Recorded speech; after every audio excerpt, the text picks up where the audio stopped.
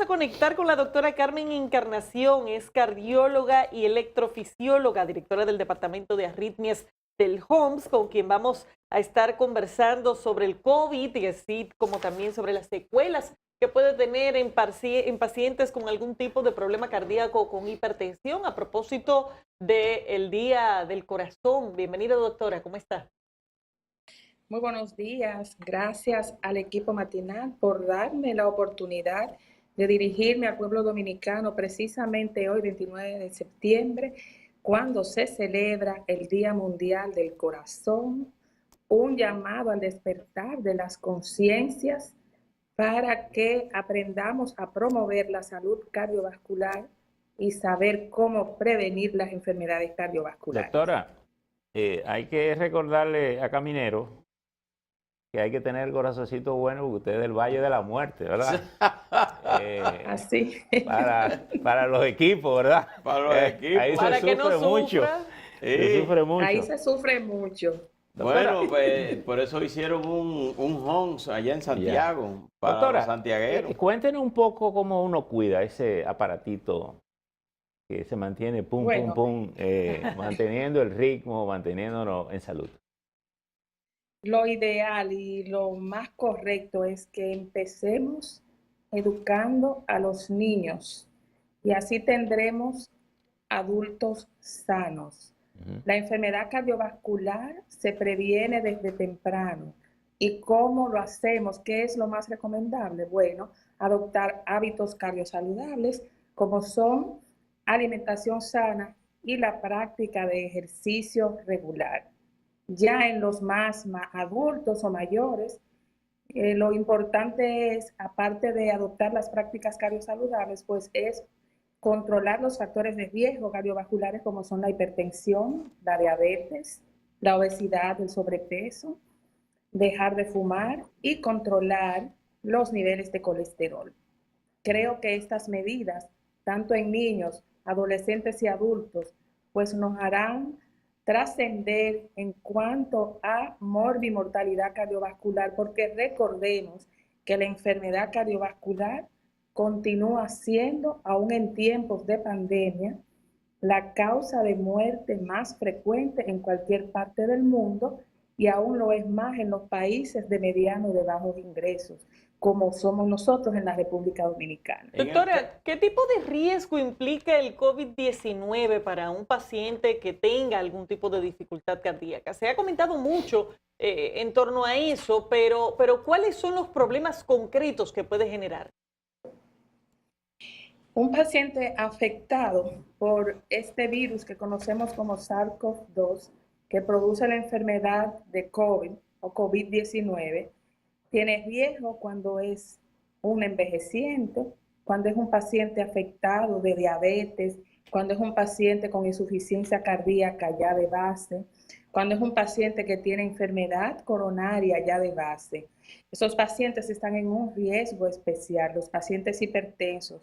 Por eso es que se hace tanto énfasis en los pacientes mayores, cuidémoslos, y estos pacientes con riesgos cardiovasculares, como los acabo de mencionar, deben adoptar la medida de no dejar de tomar sus medicamentos, pero que además, en la medida de su posibilidad, no deben descuidar la consulta médica con su médico, con su cardiólogo.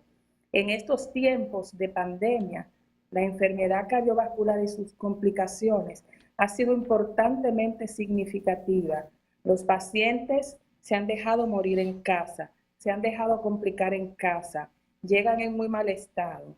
Y lo que queremos evitar es que pase todo eso. Así que aún en tiempos de pandemia, recomendamos a la población que sigan adoptando las medidas para no tener complicaciones cardiovasculares y que por favor lleguen a las consultas, que nosotros estamos preparados para ofrecerles a ellos la seguridad que necesitan en cuanto a evitar contagios por COVID-19. En el caso de la hipertensión, conocida como la asesina silente, porque realmente solamente los síntomas lo ve cuando tiene un infarto, cuando en algunas oportunidades le dan dolores de pecho, pero es cuando ya tiene una angina de pecho o cuando ya, como se le dice el pueblo, un ataque cardíaco. ¿Cuántos ciudadanos dominicanos están afectados de hipertensión arterial y cuáles son quizás la mortalidad, la cantidad? O sea, si ustedes tienen en sus manos una estadística de los que son y de los que han muerto por hipertensión. Bueno, esta pregunta es interesante porque esta cifra será alarmante y no solo lo es aquí. Podemos decir que cerca del 35% de los dominicanos que están por encima de 40 años padecen de hipertensión arterial.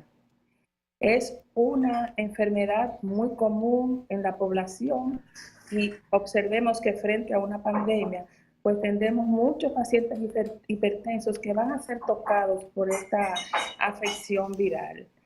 Es importante, como comenté hace un momentito, que podamos tener los niveles de presión arterial controlados, porque el paciente que no está en control es al que no le va mejor. Estadísticas todavía no tenemos. Recordemos que estamos ante una pandemia que hay mucho desconocimiento y el tiempo aún sigue siendo muy corto. No tenemos todavía estadísticas en la República Dominicana que nos ofrezcan cuántos pacientes de los afectados y que han muerto por COVID son hipertensos, pero sí recordemos que es la enfermedad más prevalente en todos los afectados.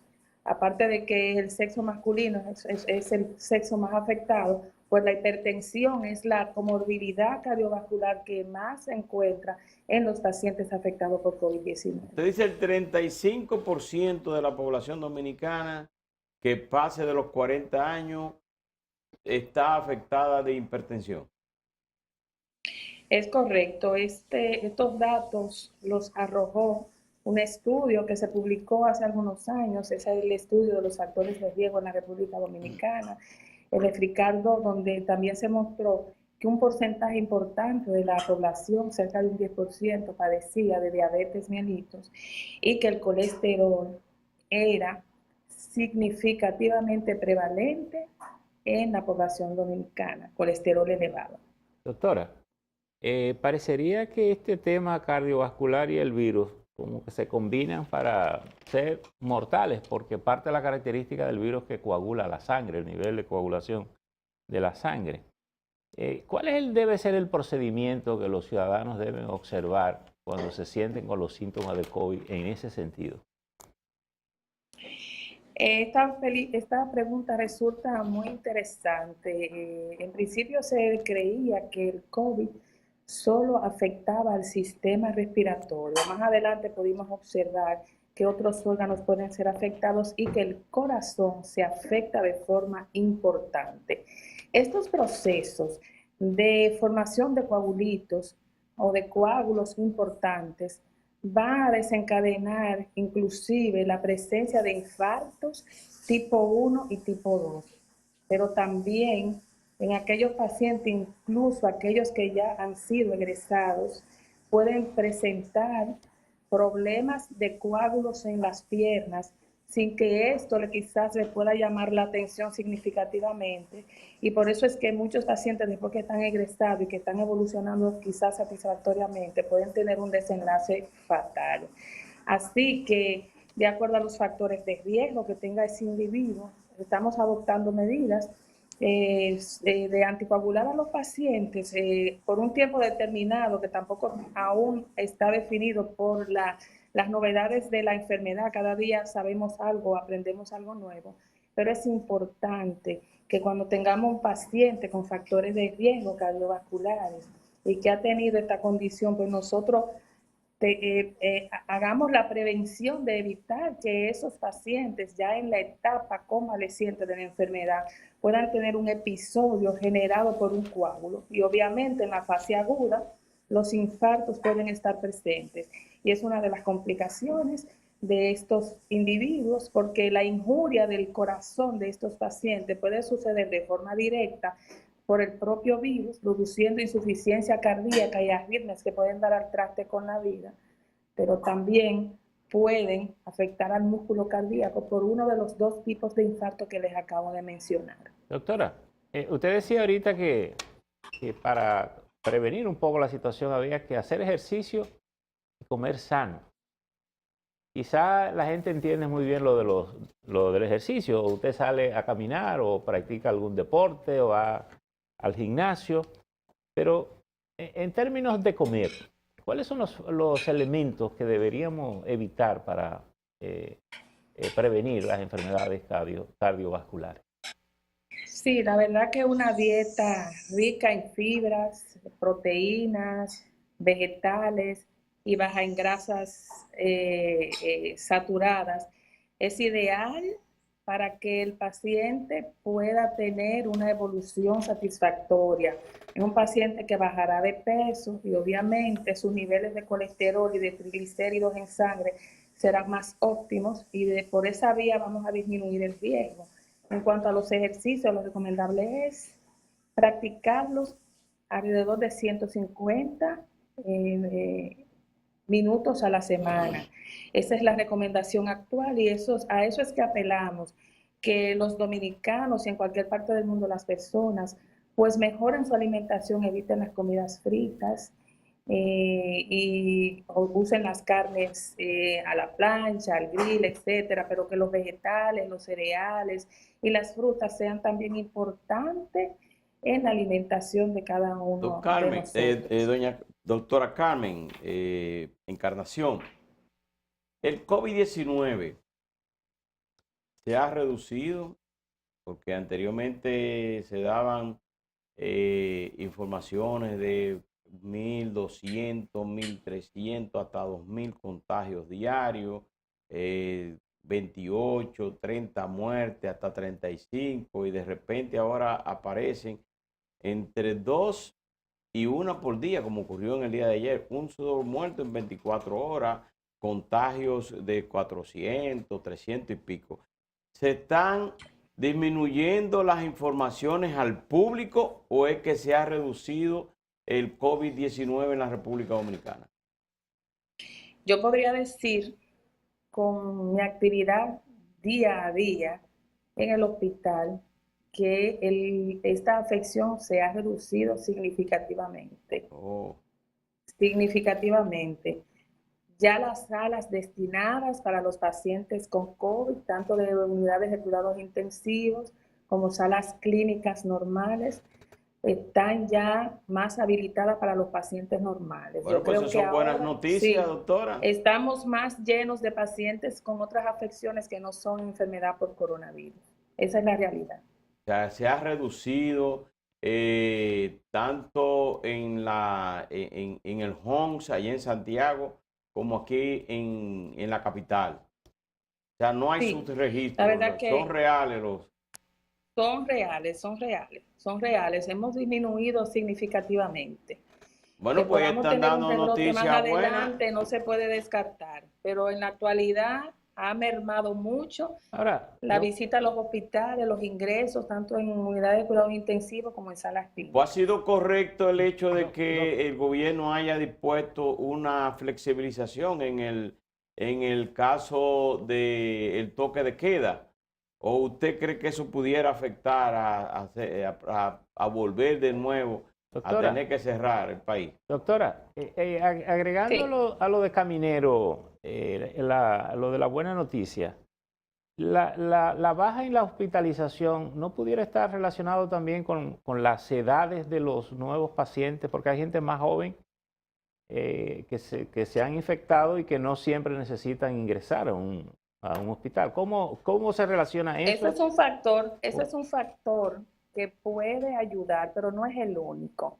No es el único. Y lo cierto es que el toque de queda ahora un poco más extendido, o al revés quizás, tenemos más tiempo ahora para poder estar en la calle, pues me resulta a mí no muy adecuado, sobre todo porque la educación de nuestro pueblo nos ha mostrado Lo vemos todos los días que la gente no cumple con lo establecido, no hay distanciamiento social, no hay uso adecuado de las mascarillas, la gente está en la calle, aunque sea para divertirse, no por necesidades reales, y yo pienso que esto puede traer sus consecuencias. Vamos a esperar 2 semanas y vamos a ver qué va a pasar con todo lo que ha sucedido en los últimos días. Doctora, muchas gracias por sus explicaciones y por habernos acompañado en este Día Mundial del Corazón. Ojalá que sus consejos pues calen de manera efectiva en nuestros televidentes. Gracias a la doctora Carmen Encarnación.